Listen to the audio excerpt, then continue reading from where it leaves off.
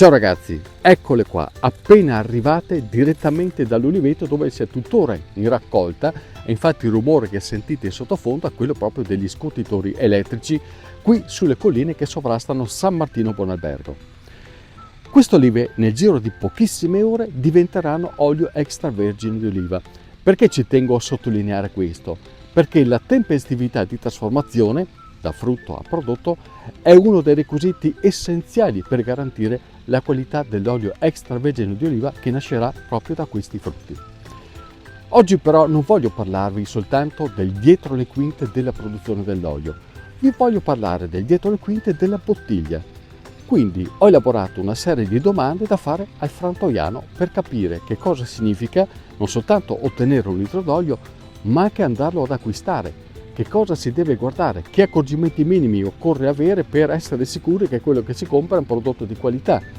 E quindi a rispondere ho chiamato Daniele Salvagno, che è titolare di Redoro, una delle più importanti aziende nel nord Italia nella produzione e nella trasformazione delle olive in olio extravergine. E partiamo, visto che siamo in frantoio, dal metodo di trasformazione. Macine o tecnologia innovativa? Le nuove tecnologie sicuramente hanno aiutato a migliorare la qualità dell'olio extravergine d'oliva in generale. Naturalmente non dobbiamo assolutamente dimenticare la tradizione. La macina in pietra è stata per secoli il processo di molitura per eccellenza. Naturalmente le pietre devono essere perfette, integre, battute con gli scalpellini e naturalmente porta una molitura molto più morbida. Il morbido cosa significa? Uno schiacciamento soffice che permette un prodotto molto più equilibrato. Con gli impianti di nuova tecnologia invece vengono utilizzati dei frangitori a martelli, a dischi, simili un po' ai cutter per fare il pesto. E cosa succede? Viene sminuzzato perfettamente quello che è il frutto dell'oliva, nocciolo, buccia e polpa, naturalmente portando alla luce quelli che possono essere profumi e fragranze molto più accentuate. A volte la molitura in pietra viene prediletta per creare degli oli più morbidi, invece la frangitura ci permette di avere oli molto più decisi, molto più intensi, molto più aromatici. Perché si dice estratto a freddo? Ci sono due denominazioni che vengono riportate in etichetta: spremitura a freddo ed estratto a freddo. Siamo in presenza sempre di lavorazioni a basse temperature. La spremitura a freddo è un prodotto lavorato con il sistema tradizionale, quindi con ancora i fiscoli e le presse. Invece estratto a freddo è la temperatura che ne determina la qualità del prodotto. L'estrazione a freddo deve essere sotto i 27 gradi di temperatura. Noi prediligiamo una lavorazione dai 20 ai 22 massimo. Questo ci permette di estrarre poco prodotto ma di altissima qualità. Estraendo l'olio a bassa temperatura mi mantiene tutte le caratteristiche organolettiche e nutrizionali dell'olio stesso. Filtrato o non filtrato, che cosa cambia per l'olio? Tutto l'olio nasce non filtrato. Il prodotto però ha una parte vegetale all'interno e questo gli crea sia un nutrimento ma anche poi a lungo andare dei difetti. Quindi oggi c'è bisogno di utilizzare l'olio non filtrato soprattutto sul pronto, quando si parla di olio novello, quando si parla di prendersi l'olio grezzo così al frantoio, ma poi quando nel tempo l'olio matura decanta. Per pronto uso si intende un olio grezzo che viene utilizzato per una buona bruschetta piuttosto che per una buona tagliata rucola e grana, perché mi dà la fragranza e la freschezza dell'olio appena fatto. Invece quando andiamo a utilizzare un olio filtrato è per pietanze anche magari più delicate, più pulite, più eleganti.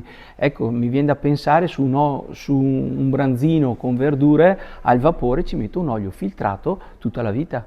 Amaro e piccante. Difetto o firma di freschezza?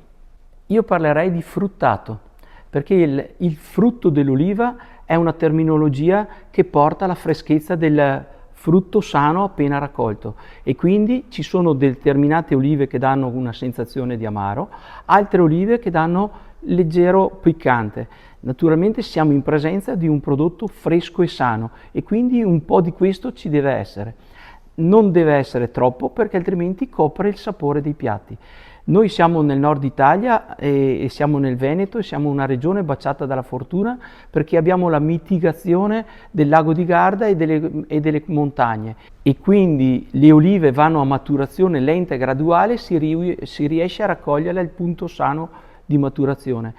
Oli naturalmente più equilibrati, più morbidi. Come si conserva correttamente l'olio?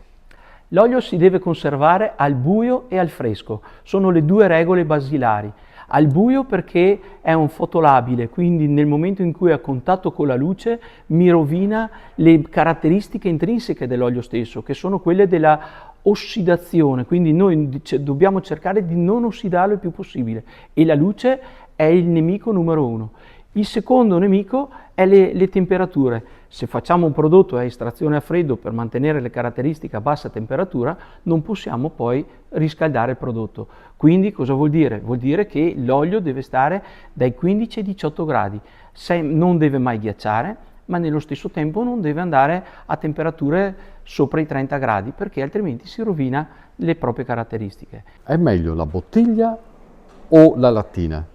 Bottiglia o lattina purché sia scura, è importantissimo che sia protetta dalla luce. Se noi dovessimo comprare una bottiglia chiara, abbiamo l'accortezza di portarla subito immediatamente nell'armadietto della cucina piuttosto che della cantina, perché la temperatura e la luce sono i due nemici numero uno dell'olio. Entro quando è meglio consumarlo l'olio? Allora, l'olio non ha una scadenza, però è da consumarsi preferibilmente entro 18 mesi dal confezionamento. Naturalmente deve essere conservato bene e l'ambiente in cui sosta è fondamentale, deve essere fresco, 18-20 gradi, meglio una cantina. L'olio, quando subisce degli sbalzi di temperatura, può avere delle alterazioni, sia dei pigmenti coloranti, quindi vedete un olio che tendenzialmente è aranciato, oppure ci possono essere anche delle precipitazioni stesse. Quando si parlava dell'olio grezzo, poi si vede la precipitazione in fondo della bottiglia e poi questo è un po' un fondame dell'olio, che naturalmente una volta si chiamavano molche e si separavano prima di essere confezionati. A causa di questi piccoli fondami, l'olio può acquisire una caratteristica di rancido. L'etichetta quanto aiuta a capire la qualità dell'olio? L'etichetta è un bellissimo segnale per il consumatore perché possiamo identificare se siamo in presenza del 100% italiano, della denominazione d'origine, piuttosto che un olio biologico. Noi facciamo solo questo, ma nel mercato ci sono anche oli comunitari e oli provenienti da extra UE e quindi extracomunitari.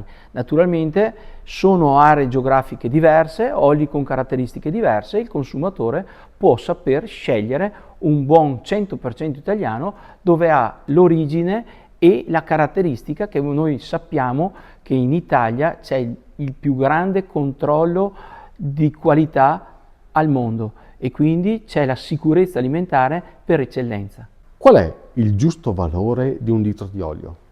Il giusto valore per un litro di olio si compone naturalmente da tre fasi.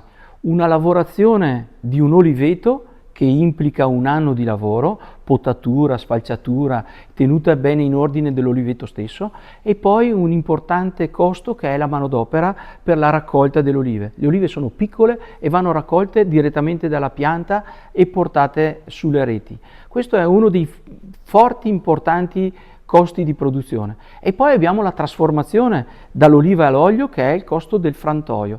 C'è una lavorazione importantissima che impatta quasi 2 euro chilo prodotto.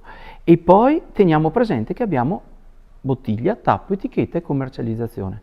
Ecco, quindi un olio extravergine per essere tale, buono e di qualità, non può costare meno di 10-12 euro al chilo prodotto. Qual è il valore nutrizionale dell'olio? Teniamo presente che all'interno dell'olio c'è la molecola dello squalene, è la stessa molecola del latte materno. Quanto sia importante l'uso del latte materno nell'alimentazione di un bambino, tanto quanto l'uso quotidiano di un grande extravergine nell'alimentazione sana e equilibrata che noi tutti italiani dobbiamo e esigiamo avere. Quindi è fondamentale utilizzare poco olio ma di altissima qualità. All'interno ci sono delle sostanze che sono ancora tutte da scoprire, ci sono delle sostanze che sono antitumorali, sono antinfiammatorie, sono veramente un toccasano per la nostra salute. E teniamo presente che ci mantiene giovani l'olio, perché ci sono degli antiossidanti, che sono i polifenoli, che sono delle sostanze veramente nutrizionali per la nostra pelle, per il nostro organismo e per i nostri organi interni. Quindi utilizzare un olio deve essere anche il frutto di un'alimentazione sana, non è solo un condire e ungere un piatto, ma bensì creare valore all'alimentazione che noi quotidianamente utilizziamo.